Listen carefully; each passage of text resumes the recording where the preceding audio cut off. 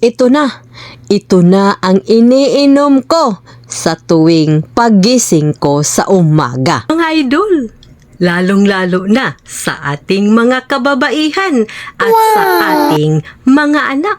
Alam nyo ba na ang pagiging maganda ay hindi lang yan nagtatapos sa ating pagpapaganda sa mga nilalagay natin sa ating mukha at sa ating pagdamit. Meron din tayong sikreto niyan. Panoorin nyo ang video na ito para makatulong din na gumaganda tayo mga idol. Pero bago pa man yan ay i-shout out ko muna ang ating star sender na si Miss Idol Mylene. Maraming salamat po sa iyong patala, Miss Idol Mylene. Tara na, panoorin natin ang video na ito. Ito na ang iniinom ko sa tuwing paggising ko sa umaga. Backward tayo mga idol. Pumunta tayo sa ating suki na mall. Doon ako bumili ng ganyan mga idol. Magic natin. Ops! Ayan na. Ayan na ang ating juicer extractor mga idol. Simple lang, pwede tayong pumili ng medyo mura lang. Mayroong mura, mayroong mahal, pero syempre alam naman natin na kung medyo mahal ay durable. Pero dito natin inopen kasi malawak dito at nakapag-magic na din, sabay na din nag-magic. At ito na, paggising ko sa umaga, ito ang ginagawa ko. Pero hindi araw-araw. At least naman lang every other day. Carrots, yan, balatan lang natin, hugasan ng mabuti. Orange, at kahit anong gusto mong prutas. Pero mas gusto ko talaga ang pipino, mga apple, orange, at saka pwede din lagyan ng grapes para din matamis. Hugasan lang ng mabuti ang ating mga prutas. Lagyan din ng kamatis.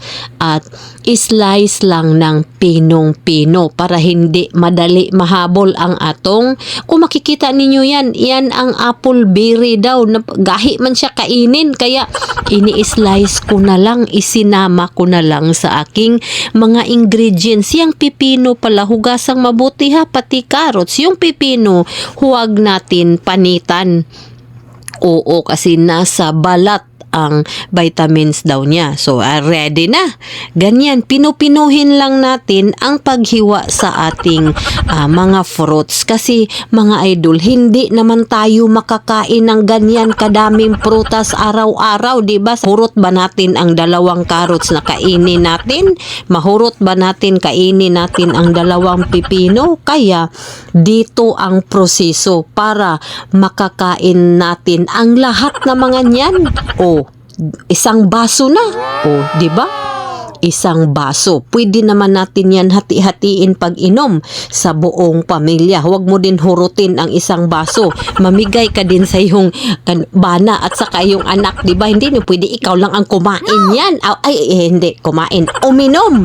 O, di ba? Bahin-bahin kumbaga. O, madali lang naman yan i-prepare kaysa palit-palit tayo ng mga juice o ganyan. 2 baso ang ating nagawa. So, kung ilan kayo, paghati-hatian na lang. Yan, ibalhin-balhin natin para yung mga laog-laog sa baso ay mainom natin. Inumin natin yan pagising sa umaga. Unahin natin yan kaysa mag-una tayo sa pag-reels. O tinilawan ko lang kung masarap ba. Pero hindi ko yan hurutin mga idol.